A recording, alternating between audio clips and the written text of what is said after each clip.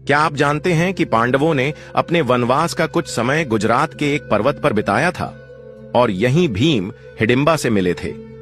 ये है सौराष्ट्र का औसम डूंगर। ये सिर्फ एक ऊंचा स्थान नहीं, ये महाभारत की कहानियों का एक जीता जागता पन्ना है। यहां आज भी एक किला, पानी के कुंड और हिडिंबा का मंदिर मौजूद है। मानसून में जब ये पूरा पर्वत हरियाली से सज जाता है तो यहाँ की यात्रा एक अनोखा अनुभव बन जाती है। ऊपर से दिखने वाला नजारा आपकी सारी थकान भुला देता है और आपको इतिहास के उस युग में ले जाता है। ये गुजरात का वो छुपा हुआ खजाना है जहां प्रकृति और पौराणिक कथाएं एक हो जाती हैं। आप अगली बार कौन सी कहानी खोजना चाहेंगे? कमेंट्स में बताएं और हमें फॉलो करें।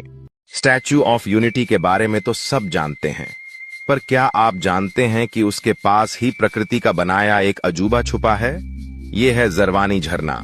शूलपनेश्वर वाइल्ड लाइफ सेंचुरी के घने जंगलों के बीच बसा ये झरना। क्या आप भारत के उस राजा को जानते हैं जिसने 100 साल से भी पहले ही सबके लिए मुफ्त और अनिवार्य शिक्षा का कानून बना दिया था? ये कहानी है वडोदरा के महाराजा सयाजी राव गायकवाड़ तृतीय की।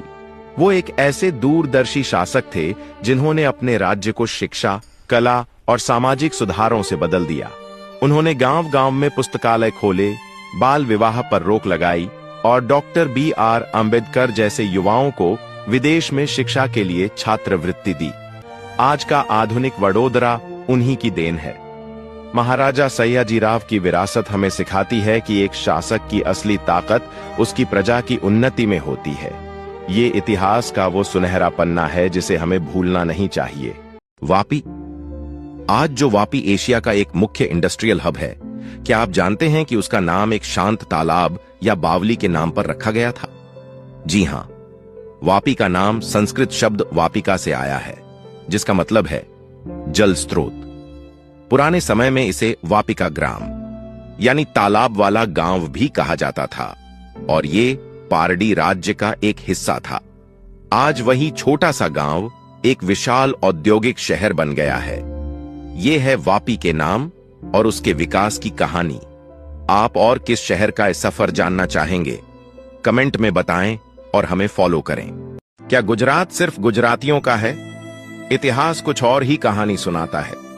हजारों सालों से गुजरात पूरी दुनिया के लिए एक घर रहा है।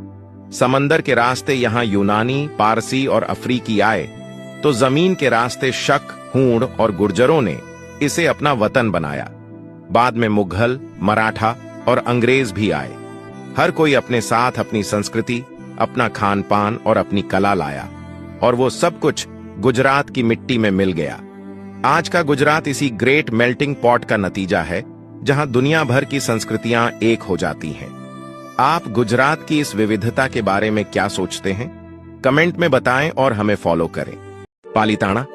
क्या आप जानते हैं कि इस पवित्र जैन तीर्थ का प्राचीन नाम एक चमत्कारी आचार्य पादलिप्त सूर्य के नाम पर था? जी हां, उन्हीं के नाम पर इस शहर को पादलिप्तपुर कहा जाता था। यह शहर पवित्र शत्रुंजय पर्वत की तलहटी में बसा है। शत्रुंजय का अर्थ है आंतरिक शत्रुओं पर विजय। बाद में यह शहर गोहिल राजपूतों की रियासत पालीताना स्टेट की राजधानी भी बना, जिसने इसके इतिहास में एक शाही अध्याय शामिल किया।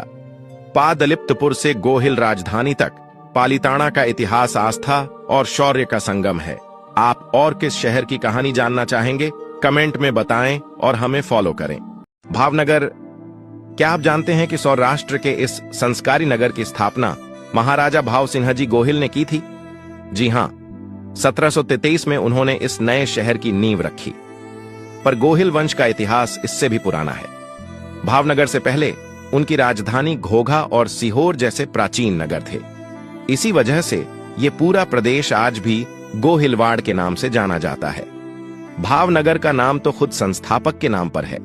गोहिलवाड़ की भूमि से लेकर संस्कारी नगर बनने तक भावनगर का इतिहास बहुत गौरवशाली है। आप और किस शहर की कहानी जानना चाहेंगे? कमेंट में बताएं और हमें फॉलो करें। मेहसाना। क्या आप जानते हैं कि इस शहर का नाम इसके संस्थापक महसाजी छावड़ा के नाम पर रखा गया है? जी हां, 14वीं सदी में छावड़ा वंश के राजपूत सरदार महसाजी ने इसकी स्थापना की थी। पर इस भूमि का इतिहास और भी पुराना है। प्राचीन काल में यह पूरा प्रदेश आनर्तपुर कहलाता था। बाद में जब गायकवाड़ का शासन आया तो मेहसाणा बड़ौदा राज्य का एक मुख्य प्रशासनिक केंद्र बना, जिसने इसे एक नई पहचान दी। आनर्तपुर की भूमि से लेकर महसाजी के मेहसाणा तक इस शहर का इतिहास बहुत दिलचस्प है। आप और किस शहर की कहानी जानना चाहेंगे? कमेंट में बताएं और हमें फॉलो करें। ध्रांगध्रा। क्या आप जानते हैं कि झाला राजपूतों की इस राजधानी का नाम पत्थरों की धरती है? जी हां, इसका नाम ध्रंग यानी पत्थर और धरा यानी धरती से मिलकर बना है, क्योंकि यहां की जमीन बलुआ पत्थर से भरपूर है। ये झाला राजपूतों की एक गौरवशाली राजधानी थी। पर ध्रांगध्रा को राजधानी बनाने से पहले झाला वंश का राज हलवद और कुवा जैसे प्राचीन केंद्रों से चलता था। हर राजधानी उनके इतिहास का एक अहम हिस्सा है। हलवद से ध्रांगध्रा तक ये कहानी झाला वंश के शौर्य की है। आप और किस शाही रियासत के बारे में जानना चाहेंगे? कमेंट में बताएं और हमें फॉलो करें। मालिया मियाणा। क्या आप जानते हैं कि इस शहर के नाम में मालिया और मियाणा क्यों शामिल है? ये कहानी है कच्छ के जडेजा वंश की। 18वीं सदी में जडेजा वंश के एक राजकुमार ने मालिया रियासत की स्थापना की और इसे अपनी राजधानी बनाया। इस इलाके में मियाणा समुदाय का बहुत प्रभाव था, जो अपनी बहादुरी के लिए जाने जाते थे। समय के साथ इस शहर की पहचान रियासत और समुदाय दोनों से इसका रिश्ता बन गया और ये मालिया मियाणा कहलाया। एक शाही राजधानी और एक वीर समुदाय की ये कहानी इस शहर को एक अनोखी पहचान देती है। आप और किस शहर की कहानी जानना चाहेंगे? कमेंट में बताएं और हमें फॉलो करें। हलवद। क्या आप जानते हैं कि झाला राजपूतों की इस राजधानी को एक समय पर छोटा काशी कहा जाता था? जी हां, 15वीं सदी में स्थापित हलवद झालावाड़ की एक गौरवशाली राजधानी थी। यहां इतने सारे शिव मंदिर थे कि इसे छोटा काशी का सम्मान मिला। यहां के सामंतसर सरोवर के किनारे आपको वीरों की याद में बने सैकड़ों पालियां मिलेंगे। ये पत्थर झाला राजपूतों की बहादुरी और बलिदान की कहानी सुनाते हैं। एक शाही राजधानी से छोटा काशी तक हलवद का इतिहास शौर्य और श्रद्धा का संगम है। आप और किस शहर की कहानी जानना चाहेंगे? कमेंट में बताएं और हमें फॉलो करें। वडनगर। हम इसे प्रधानमंत्री जी की जन्मभूमि के रूप में जानते हैं, पर क्या आप जानते हैं कि यही शहर एक समय पर आनर्त नामक एक पूरे प्राचीन प्रदेश की राजधानी था? जी हां, गुजरात का उत्तरी हिस्सा प्राचीन काल में आनर्त प्रदेश कहलाता था और इसकी राजधानी थी आनंदपुर यानी आज का वडनगर। लोक कथाओं के अनुसार इसका एक और महान नाम चमत्कारपुर भी था। ये उस समय का एक बहुत ही समृद्ध और महत्वपूर्ण राज्य था।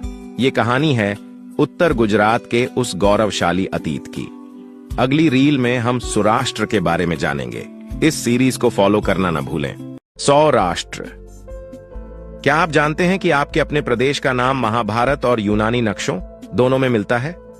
जी हां, यह है हमारी सीरीज का दूसरा भाग, सौराष्ट्र। संस्कृत में इसका मतलब है अच्छा देश। ये भूमि इतनी प्राचीन है कि इसका जिक्र महाभारत में है। आपके अपने जूनागढ़ में गिरनार की चट्टानों पर रुद्रदामन और स्कंदगुप्त के शिलालेखों में सौराष्ट्र का नाम गर्व से लिखा है। ये हमारे गौरवशाली इतिहास का जीता जागता सबूत है। एक महान प्रदेश जिसकी कहानी पत्थरों पर लिखी है। अगली रील में हम लाट प्रदेश के बारे में जानेंगे। इस सीरीज के लिए हमें फॉलो करना न भूलें।